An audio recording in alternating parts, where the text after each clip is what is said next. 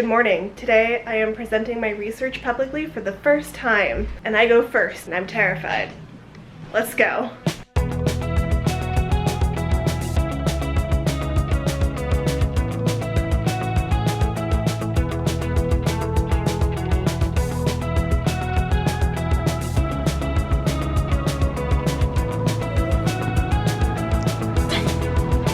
Hi, my name is Katie, and I am a student graduate from the MA Fashion Studies here at Parsons, and today I'm going to share defining fashion. First of all, thank you all for being here and for letting me speak first. I'm very excited, and for this move on. So, defining fashion is what I'm loosely calling a digital humanities project, which I hope will both document and disseminate your definition of fashion. It does so through a simple survey that collects your definition of the word fashion and then shares them via Instagram. The project Defining Fashion asks what it means to define the word fashion. Who, where, what, when, and why do we discuss the word and its meanings? How is it applied and in what contexts? And how do those discussions and resulting definitions shape our understanding of what fashion is and what it can be? These questions came about during my first year in the Fashion Studies program here at Parsons. I've had the privilege of moving from a community college where I got my associate's degree to transferring to a four-year university to complete my bachelor's. This is a largely accessible institutional pathway, where I then ended up at a private university pursuing a master's degree, something that is only afforded to me through privilege. I felt unsettled coming from the successful background, but having discussions about fashion inside the classroom of a private university based on academic scholarly writing, that is something I could only access by being a student or otherwise paying a fee to access academic journals. Because of this, I want to know more about how everyone outside of the classroom engages with the word, because at the end of the day, we all wear clothes and we all have opinions about fashion, how it's done, and what it means. So that is why I developed Defining Fashion as a way to bring this conversation closer to the public as a means of accessibility. There are three main objectives, I forgot to put one on the screen, of Defining Fashion. So first is beyond academia. Like I said, a driving force behind this project was making the discourse around fashion studies accessible to a broader public and invite critical thought around fashion. I think that this also serves to expose more people to fashion studies, which in turn, much like my field of origin, which is archaeology, can only improve the field as more diverse worldviews and lived experiences enter the field. The second point was to contribute to decolonization. I think that we all have a role to play in thinking about how we uphold systems that have been laid down by and continue to benefit colonialism. In this case, I felt, again, frustrated by the constraints of being a graduate student inside of the institution. I wanted this work, these conversations that we do, that we have, to be more broadly accessible, which I think inherently challenges the economic barriers that prevent individuals from entering institutions of higher education by being freely accessible, as well as expanding the conversation and contributions to include anyone who can access a device and an internet connection. It is also not necessarily predicated on having a foundational knowledge of fashion studies, and invites individuals to think critically about fashion in a way that is meaningful to them. This of course has some limitations that I'll address later on in this presentation, but then the third objective that is not on the screen, unfortunately, is that I hope that this information is something that future researchers can also access and might take an interest in and be able to use as data for further research in the field. So, how does it work? There are three main branches of defining fashion. There's a survey, the website, and the Instagram. The survey is a very simple, one-page, open-ended questions with a long paragraph answer form, so whoever's taking it can write as much or as little as they want to about the word fashion. The website, which is on this screen here, is a landing page for resources, a place where you can find the link for the survey, and where you can also read the original assignment that this was created from, including a reflection on those academic sources that the project inspired. And again, it's really accessible, so anybody can read it. And it is hopefully also written in an accessible language, so not too academic. And for those who give permission on the survey, the definitions are shared on the Instagram. This is important because to the project because it makes it more accessible, not just in terms of literally being able to access and view it for free, but also because social media algorithms may lead people to finding defining fashion without necessarily going out of their way to find it. They don't need to know the word fashion studies to be able to engage in fashion studies discourse. So the project has been on a little bit of a hiatus as I've been finishing my thesis. However, what I do have in terms of results so far is 18 total participants from 3 different countries and across 7 states in the United States. Whenever I receive a definition, I take those definitions, read them very thoroughly, and index the key themes that come out of them. There are currently 27 indexed themes, but I have shared the top 8 on the screen here today, which are individuality, conformity, utility, trends, multiple meanings. Many people were very concerned with how to actually define the word. They have little bits of conversations with themselves, asking if that's actually how they think of the words. Very interesting to see. Luxury and designer, comfort and style beyond clothing, including jewelry, cosmetics, and accessories. I want to draw some attention to limitations of this project. It is limited in scope for a couple of reasons. The first is that it is highly dependent on my own social media presence and reach.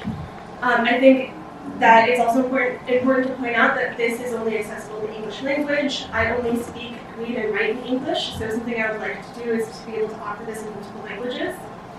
And it's also largely dependent upon my unpaid labor. It's a bit of a passion project. It's not something that I make money from, so it sometimes takes the backburner when I'm working on more pressing projects.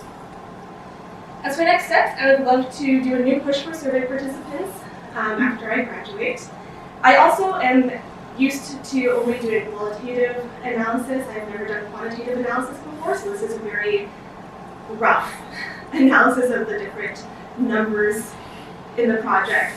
So I'd love to learn a little bit more about that. In addition, the website is hosted through Google Sites, which is free.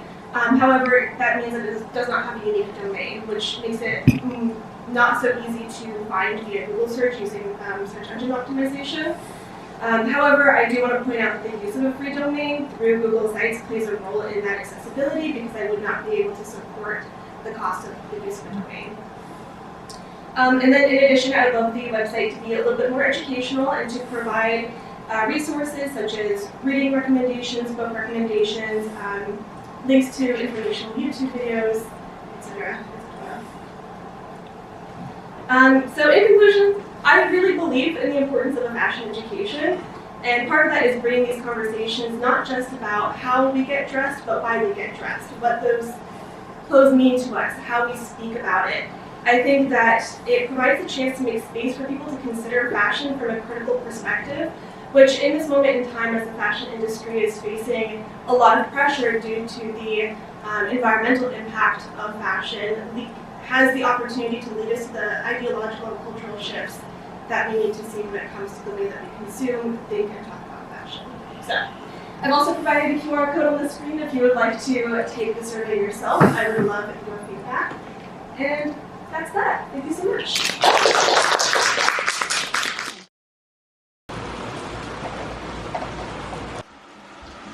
It started raining and I did not bring an umbrella today. Alright, I am home and looking only slightly disheveled. I have not said hi yet. It was a busy morning, so hello, I'm Katie if you're new here, graduate student, soon to be graduate at Parsons School of Design in the Fashion Studies program, and today I presented my research in public for the first time. Very exciting. It was not my master's thesis.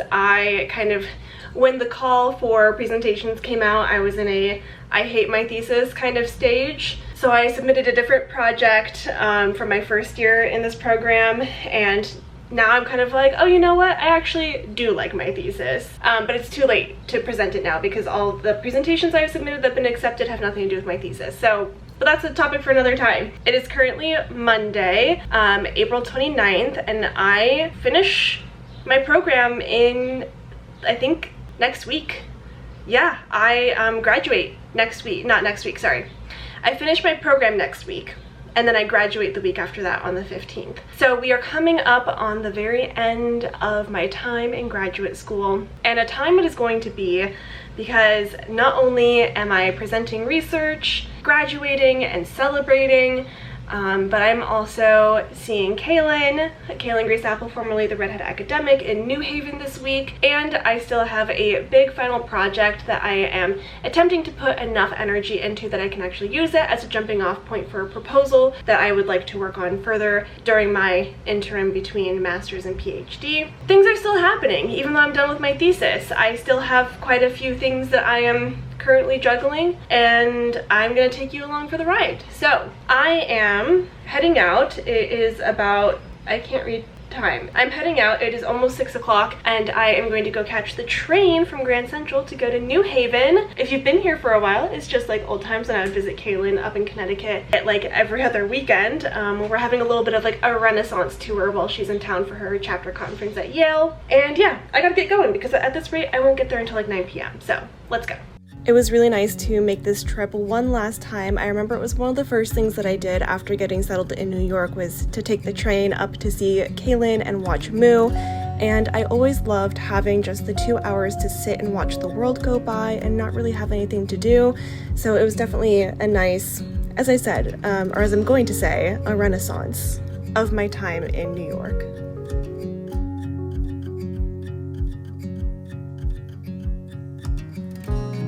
And we're back together!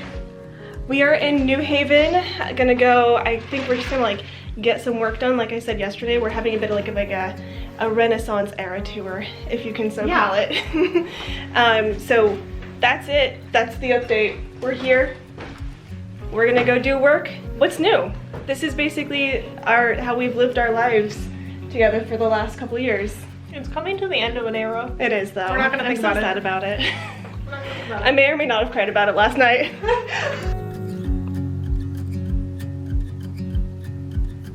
Like, for some reason, to me, that's like too sexy.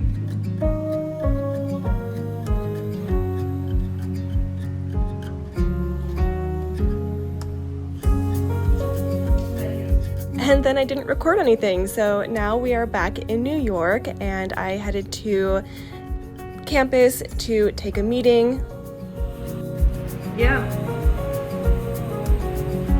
Oh, thank you. I'm so glad you asked to hear about it because I put like all this work into it, and now I'm just like sat here with this information. Like, what do I do with this? Like textiles or like like in some capacity, there's like a relationship between what we do and the textiles that we wear. Absolutely. I had that meeting with another fashion professional who lives out in Los Angeles, and it was a really great opportunity to just kind of hear what kind of jobs exist in the fashion world. But then I was feeling very reflective and a little bit sad and nostalgic that it was coming to my last days, and it was also my last day of teaching. So I took myself out for a walk, I got some gelato, did some reading, had a glass of wine, you know, the things you do to sit and have some time to reflect. And I also sat across from a dog park, so I spent most of my time just dog watching. And that brings us to the end of the video. Thank you so much for watching. I really hope you enjoyed getting to see a little bit of what my research looks like. I hope to share more of it in the future, so stick around, subscribe, and I'll see you in the next video.